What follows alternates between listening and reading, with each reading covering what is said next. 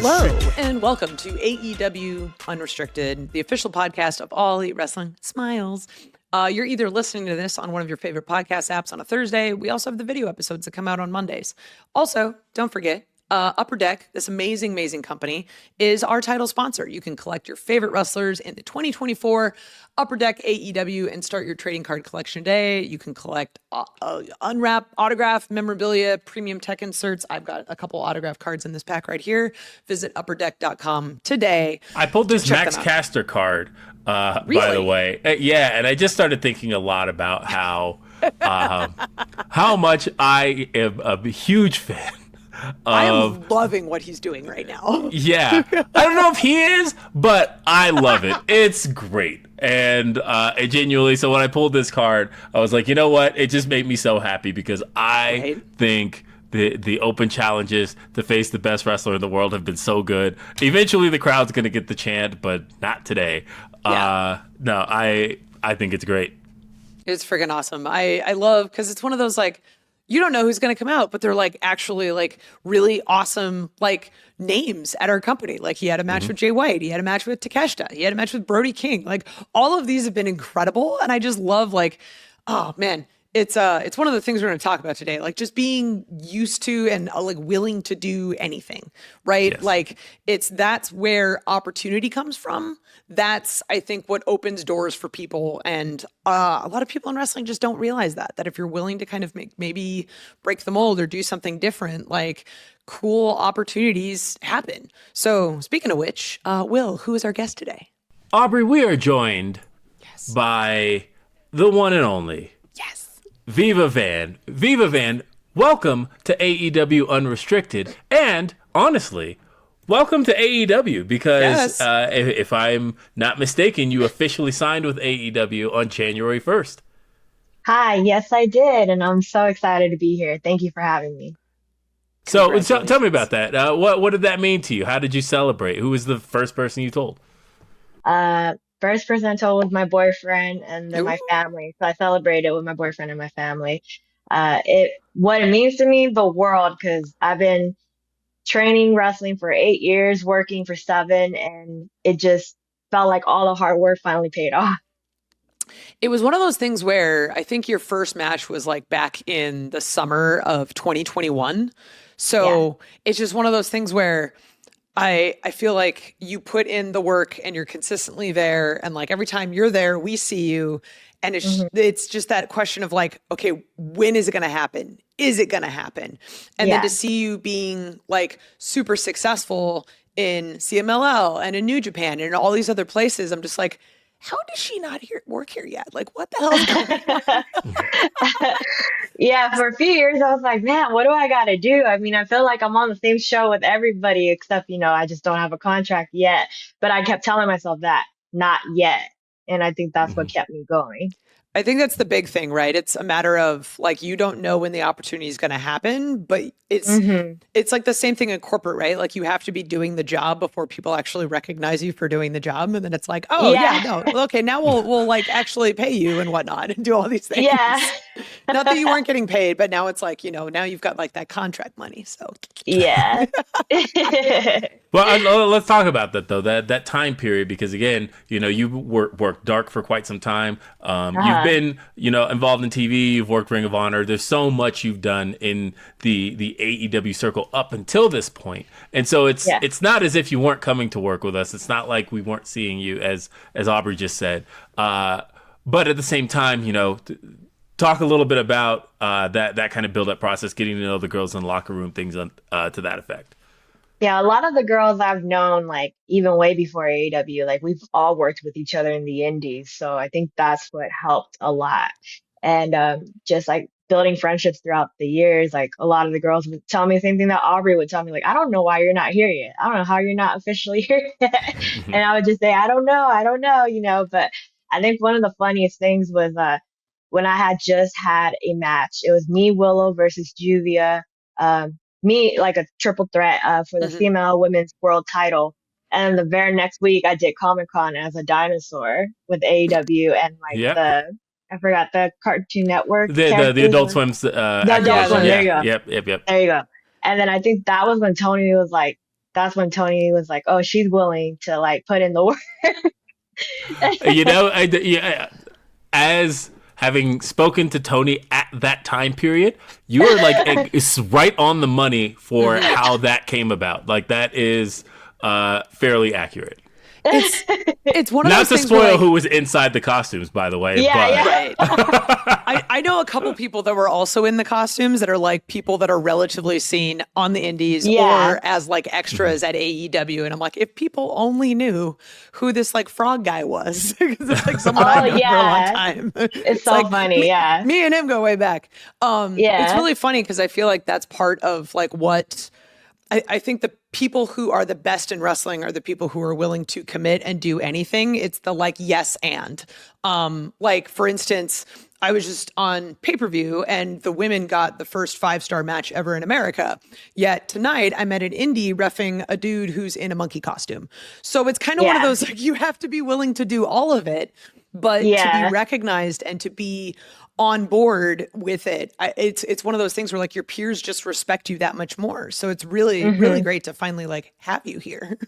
Oh, thanks. Yeah. Of course, of course. One of the things I like about you specifically is that you have such an interesting aesthetic. Like you look very different than anyone else, and it helps you stand out. Your hair, your gear, your costume. Like recently, I worked with you in ROH match. It was you and La Catalina. And as soon as you come through the tunnel, Madison, who's on headset, is like, "Ooh, look at that jacket." I'm like, "Right? Oh my God, she's killing Oh. it." So I am curious, like, where does all of this come from? Like, what's the impetus for choosing your aesthetic, where you went that direction? Do you make your own gear? Like, tell us a little bit about that.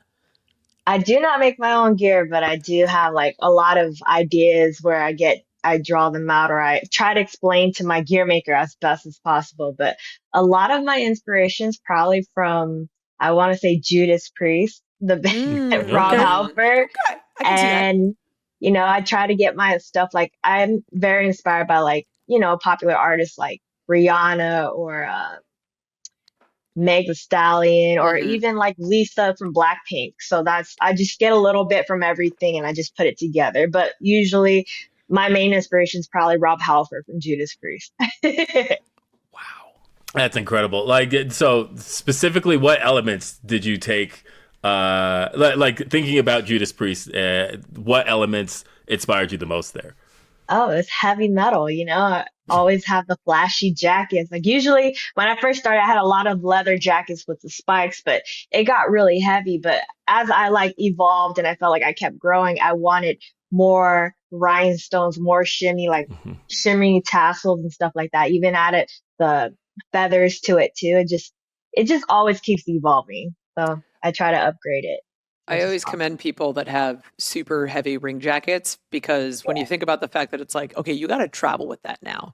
Like when it Yeah. becomes a part of you, it's like, okay, well, and you can't check it because if you check your luggage, you're going to lose it. So you got to keep the gear on you. And it's like, whew, okay, like I One got of to my bring a big striped shirt fears, and some pants. Yeah, right. The moment big you fear is don't, losing my luggage. right? The moment you check it, that's when you lose it. It's like, so you just have to like, anytime I'm at the airport and someone's like, "Do you want to check your carry-on?" I'm like, my whole life is in this bag. Like, absolutely not. Don't touch it.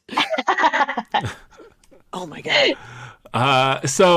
Getting back to the locker room a little bit, and you've gotten to face some of the top names in the AEW locker room. You've actually gotten to face some of our women's champions and former women's world champions. Do you have a dream opponent when you look across the locker room as it exists right now? Let me see who I haven't wrestled yet. I definitely want to wrestle Jamie Hayter. Who doesn't? Okay. Yeah, I feel like she's incredible. I've been watching her stuff for years, and she's someone that I definitely would be a dream opponent. And Mercedes Monet, of Doesn't. course. Will, take Yeah, notes. yeah. I feel like I've wrestled almost everyone in that locker room before I got signed. So I'm Right? trying to think like who haven't I wrestled? Well, So those are but the the top funny two thing for is this. sure. the stage changes. I talk to a lot of people who have their opponents that they've got to wrestle on the indies, got to wrestle even in enhancements, things along those lines. But it's a Yes. whole different ball game when you're suddenly a part of the roster. When you're suddenly Yeah. when you get to have a little bit more competitive of a performance with them. When it's when the time changes. Time is the biggest factor there, right? And Yeah. suddenly Time, when those minutes get added on and it's like, for example, you got to face Chris Statlander on Dark, but it's like, Yes. what does a match with Chris Statlander look like today? That is true. I would love to work Chris again. She's incredible. And she's my first match in AEW, so I'll never forget Mm-hmm. that. Right? It's one of those like fun little peek behind the curtain. We Yeah. were that same ROH match that we did. Like I'm looking at the run sheet of it, and I'm like, oh, like Viva needs an entrance and a Tron and I remember music, that day. right? No, it was Yeah. literally like peel back the curtain line. It was literally like 2 days ago. But I'm just like talking to Mikey and Topher. I'm like, no, we need to fix this. And they're like, what? I was like, no, she works here now. Oh, snap. And they were just like hustling to like get this Yeah. fixed. Thank you for that. You're welcome. I didn't know that It's a big happened. change. Right? It's a big change. But even then, it's like that's an Yeah. extra minute, potentially minute plus of TV time where you get to connect with the audience and they get to see a little bit more of you. And it's like now instead of just walking out with the ref and being there, it's like now we get to see who Viva is the moment you come through Yeah. the tunnel, which is really exciting. It's like, Yeah, I remember we're doing extra work and I would be like, I don't know when I'll ever get my entrance moment, but when I do, I just need like at least 30 seconds because like I show who I am in my entrance. I feel like I give my all in it. It's my baby. And I'm like, I just need like a little bit of that. And when it finally happened. Take 45 to 60. Yeah. Like at the end of the day, no one's going to say anything if it's above. I mean, if it's below 60, unless you Yeah. were specifically told, hey, take 45. But like, if you're allotted 60, take the 60 Take the because 60. that is 60 Definitely. seconds that you have a chance to let the audience know exactly who you are and get them accustomed to your music. Like that's a big thing too. Is Yeah. you want people to be able to recognize your theme. Take the full 60 seconds. yeah. Yeah, definitely 30. will now. 30 was when I was like, I just need an entrance when I didn't get one Right. yet. So I was like, Yeah. I was like, I just need a little bit. Give me a little bit. But now definitely will be like taking the full 60. Yeah, absolutely. Speaking of taking the time, we got to go take a quick break here at AEW Unrestricted, but more with Viva Van coming up here. Stay tuned. AEW Unrestricted, Aubrey and Will talking to one of AEW's newest signees, Viva Van. You've seen her on AEW programming for years, and it's like she's finally here with us as one of us. It's very super exciting. But you've had a very like monumentous career, and you've done crazy stuff even outside of AEW. Like I touched on CMLL, New Japan, all these sort of things. But like your involvement with Vietnam Pro Wrestling, like how did you become involved with them? So this is when I first started wrestling, and I've been a fan of Japanese wrestling since the beginning, but I realized I wondered, like, are there any other Vietnamese wrestlers? So I Googled Vietnamese pro wrestling and I found Vietnam Pro Wrestling and I found their documentary and I reached out to them looking for an opportunity to work there. But they told me, yeah, we would love to have you, but the only thing is we don't have a wrestling ring. And they would only wrestle on like a 2-inch mat. So from there, I felt like, oh, why don't you guys have a wrestling ring? They said, one, pro wrestling is so new in Vietnam, and two, we can't afford it. Mhm. So right there, I felt like it was my calling. Like I have to help them. So that's when I started a GoFundMe page, raised money for them to get a ring. It took about a month, but we finally did it back in 2020. And so that's how I got involved in that. That's crazy. God. Like to think about the fact that you made that big of a difference simply off of a Google search like that. That's incredible. And the fact that you were able to secure it, you were able to get the ring. That I think is one of those things that is almost fate in so many different ways. Right? Yeah. And how to? So you ended up getting the ring for them, and obviously that put them. That puts them on such a different level as far as where they were, even just 5 minutes before you Googled them, right? And and so talk about what your involvement ended up becoming with them from there. From there, I would just help them, like, I just help promote them whenever I can. And I got to wrestle there once versus Sumi Sakai. So that was really cool. We were the first women's match to ever main event in Vietnam. So that was Hell Wow. yeah. history. Wow, in a whole country. Like Yeah. like first women's match main event in Vietnam, period. Like Yeah. that's like hang your hat up on that one. That's really freaking cool. Um And with Sumi Sakai of all people. Yeah, exactly. Sumi Sakai. She That's was very insane. hands-on at the beginning with helping me spread the word about VPW. Like she helped me with the GoFundMe as well. And she also would sell merch and whatever she would make off of merch, she would help donate it to the cause. That's awesome. Man, like pro wrestling's the best, man. Like we all look out for each other. We're trying to like create opportunities for other people. Like karma is alive and well in pro wrestling. Like it's you're doing all this good stuff for other people and now all these good things are coming to you. Like it pays off. I'm so happy. I first learned about VPW from actually Chris Jericho because I know there's like a documentary involved with it and that was like Yeah. Chris is involved. Talk about that a little bit. Yeah, so it kind of it's kind of crazy how it all happened. So had done my first Japan tour with TJPW, and then the same week I got to go to VPW, and I had no idea that Chris Jericho was and his crew were flying there the same week to VPW and doing the documentary. So that was all a surprise to me. My first time at VPW and getting to be in a documentary, being part of history, is just so surreal. Wild. Absolutely wild. Yeah. That's pretty cool. hmm And So VPW ended up inducting you into their Hall of Fame. Oh yeah, they did. Yeah, they oh my did. God. I mean, the burying the lead there, but because that's a big deal. Yeah, it is. I'm sorry. Talk about that honor a bit. Yeah, that was very like, touching for me. To me, I did it out of just wanting them to have a ring so that they can have and follow their dream. Like I didn't think about myself. I didn't think that that meant anything. I just saw that they had a dream and that they were chasing it. And to me, I just am so happy that they can finally just follow their dreams and for them to induct me into the Hall of Fame. That I don't know. That just makes me really happy and I'm happy to have done something to help them. That's freaking great. And I know that like you've been a strong advocate for Vietnamese representation in wrestling. Like when we hmm did the Grand Prix down in CMLL, like you were the representative from Vietnam. So how important is it to you to be able to represent your heritage on a main stage?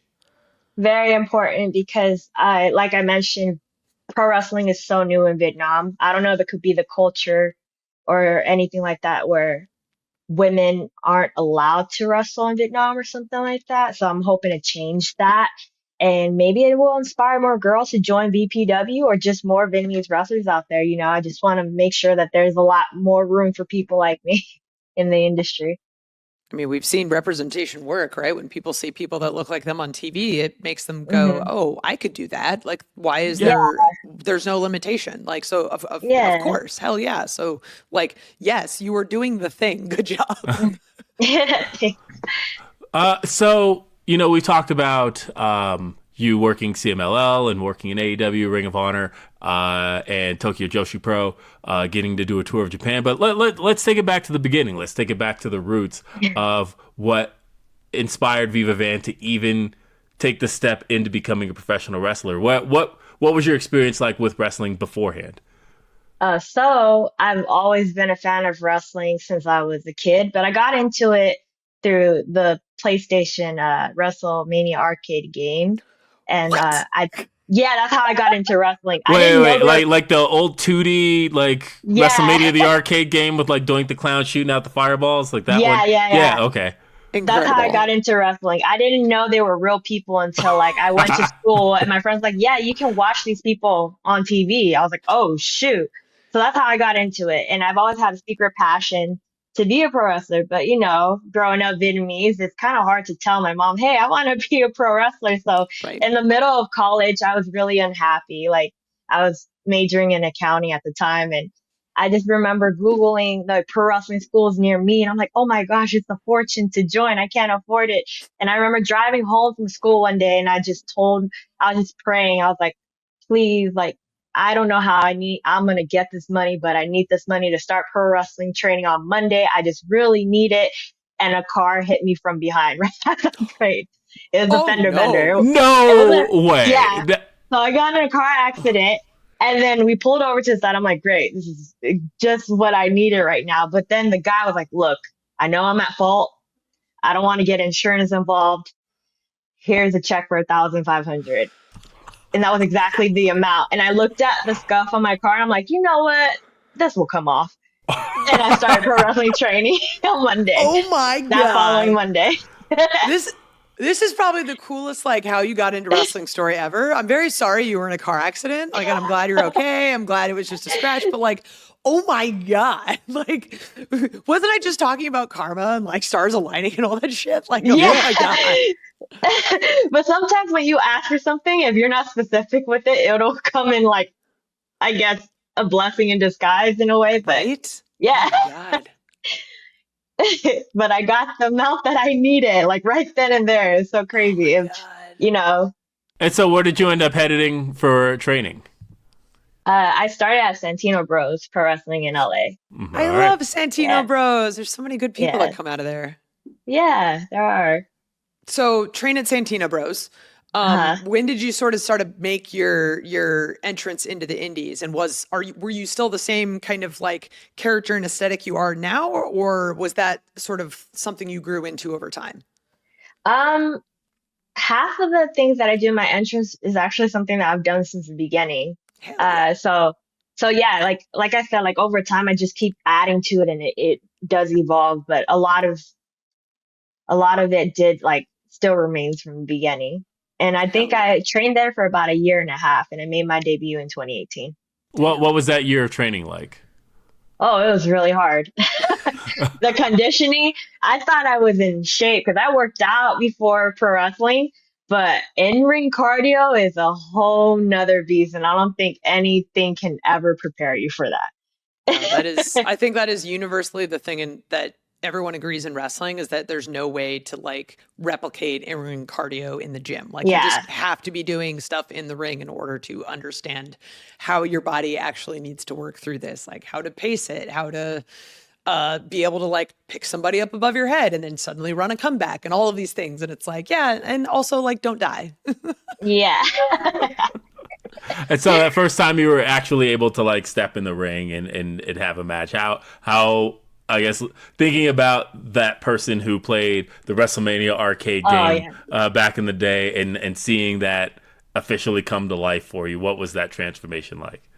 So to me, like I said, as soon as I started, I was like, man, this is really tough, but I really want to keep doing it. Like, I don't care how hard it is. I don't care how much it hurts or how tired I am. I feel like I'm meant to do this. It's something I'm meant to do.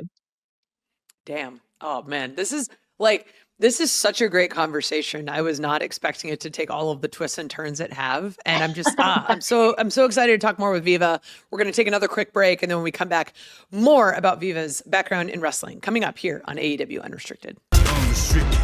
AEW Unrestricted. It's Aubrey and Will. We're talking with Viva Van, talking about car accidents leading to exactly what you needed to get into the world of professional wrestling. But also, it isn't just wrestling for you, right? Because you're an all around performer. Mhm. And honestly, looking at my notes here, one of the things that kind of popped me was the fact that, like, if you talk to anybody in AEW, you could pick any 5 random people. They're all fans. You'll probably at least find 3 out of 5 people in AEW are fans of I Think You Should Leave with Tim Robinson. And so I kind of want Stand that show. Me either. It's that's. But again, that's how I know that at least 3 out of 5 people, I'm like, then me and Aubrey would be the other 2. But I do have to ask, how did you get involved with I Think You Should Leave, and what was the audition process like? Oh, that I just got hit up by the booker for Suburban Fight, I believe. Mm-hmm. Yeah, indie booker, and he, I Right. guess, had connections to this show. He's like, hey, we need wrestlers. Would you like to join? And I said, yeah, I'm down. So that's how I got in. There was no audition process or anything. The show just needed pro wrestlers, and I happen to live in SoCal. Oh my God. That's so great. Because I know there's a lot of people that ended up in that. Like Nemeth was there. I think friggin' Ty Yeah, Valkyrie was there. Like Kaya was there. I was Yeah. reading the credits and I'm like, this is like the who's who of LA professional wrestling on this show. Oh my God. This is freaking Yeah. great. It was a lot of fun, and we got to like get all glammed up like 80s. They crimped my hair. My hair was like really big. I've never Oh seen my hair buddy. that big before in my life. Oh That's buddy. cool. That wasn't your only foray into acting. I think you were involved in one of the seasons of Glow during the pandemic.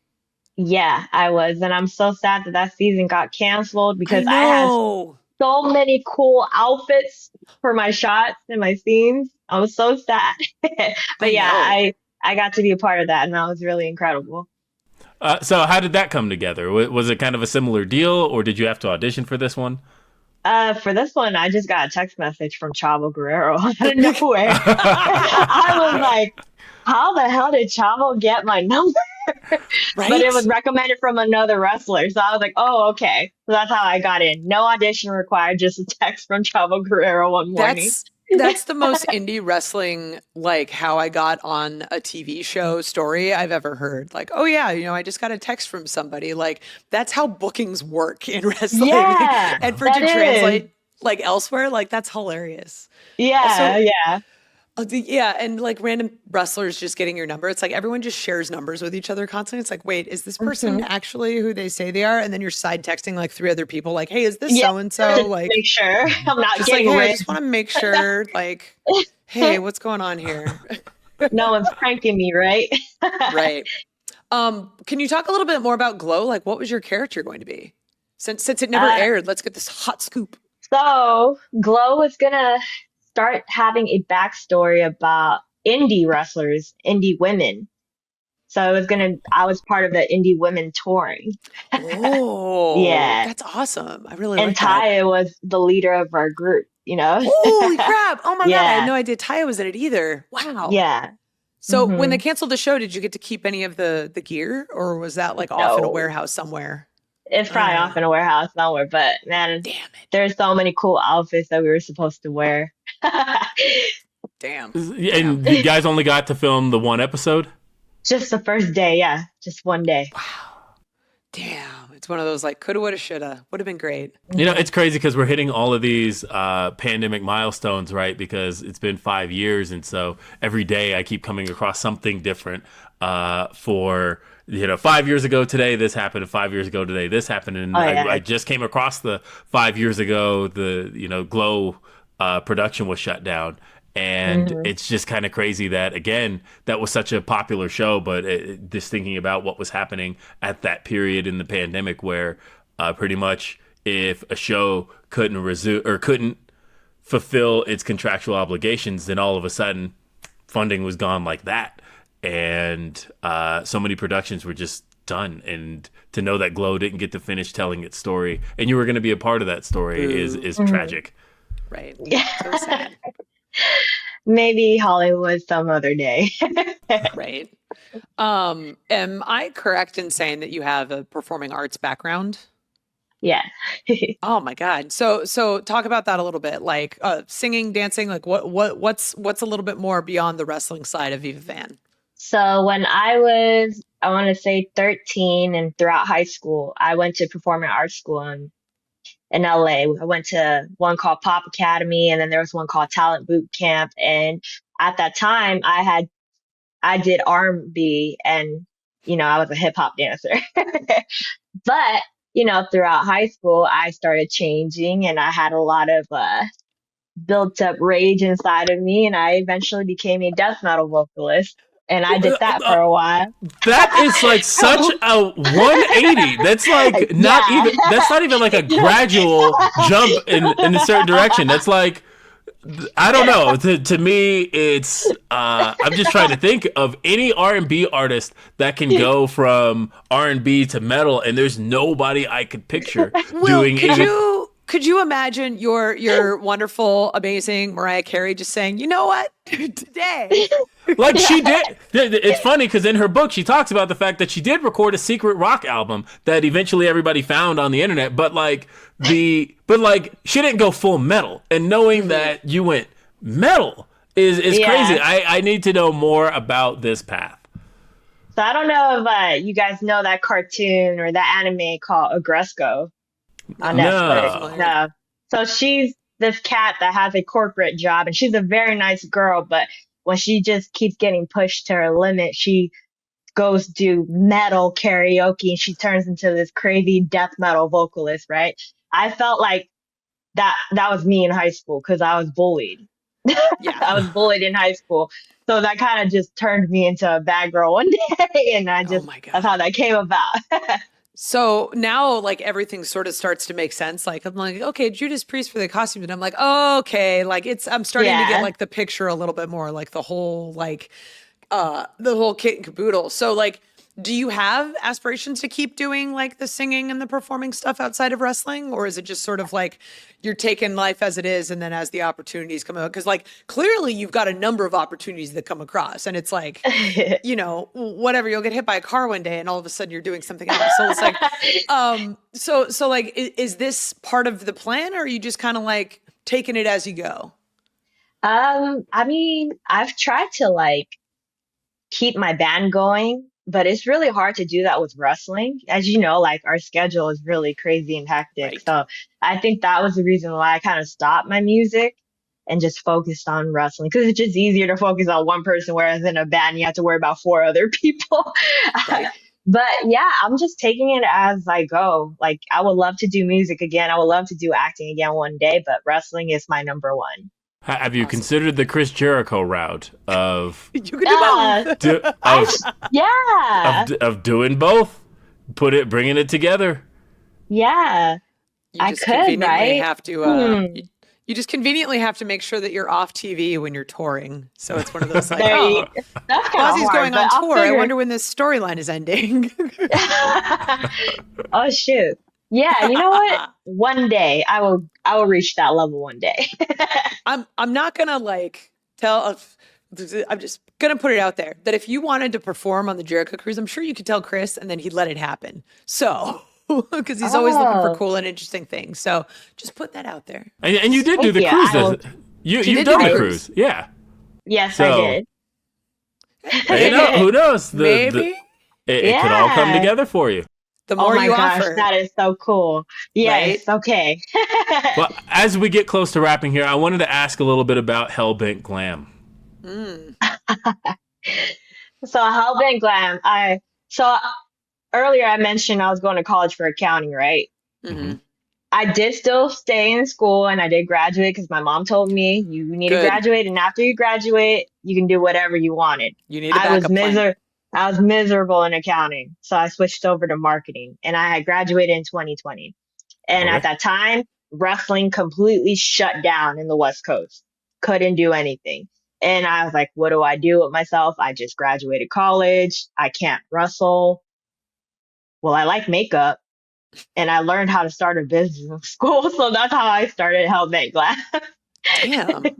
So where can people buy Hellbent Glam, your makeup As line? of right now, I don't have anything for sale with makeup because wrestling has taken over my life. Right. Yeah. Yeah. Well, let's so just that was add just a that to the test list. for me. Yeah. Maybe I'll restart Hellbent Glam again, but it was just something to keep me busy during the pandemic. That's awesome. Oh my God. It's like, okay, so singer, marketing person, makeup designer, friggin' like you do it all. And I'm so happy that we had you here today because it was one of those things that like I already appreciated you and I love every opportunity I get to work with you. But now I'm just like, holy shit, this girl is like even more than I thought she was. Like, that's so freaking cool. And I'm so happy you're finally a part of the AEW family officially. Thanks. Yeah, we appreciate you so much. Thank you for being a part of the AEW family. And another member of the AEW family is Upper Deck, because they are a sponsor here on AEW Unrestricted. And collect your favorite wrestlers in 2024, Upper Deck AEW, and start your trading card collection today. Unwrap autograph memorabilia and premium tech inserts. Visit upperdeck.com to learn more, and you can listen to and follow this podcast, AEW Unrestricted, at AEW Podcast, Spotify, or wherever you get your podcasts. And check out the video episodes on our YouTube channel at AEW Unrestricted. Hit that subscribe button so you never miss an episode. And are you an AEW insider? Get early access to ticket pre-sales, special merchandise offers, and more straight to your inbox. Sign up today at AEWTix.com. And don't forget AEW Dynamite on TBS Wednesdays at 8 p.m. and streaming on Max. And AEW Collision live every Saturday on TNT and also streaming on Max. ROH streams every Thursday on Honor Club. Otherwise, folks, I'm Will Washington. She's Aubrey Edwards. For our guest, Viva Van. We'll see you next time. Thanks for listening. Peace. Bye.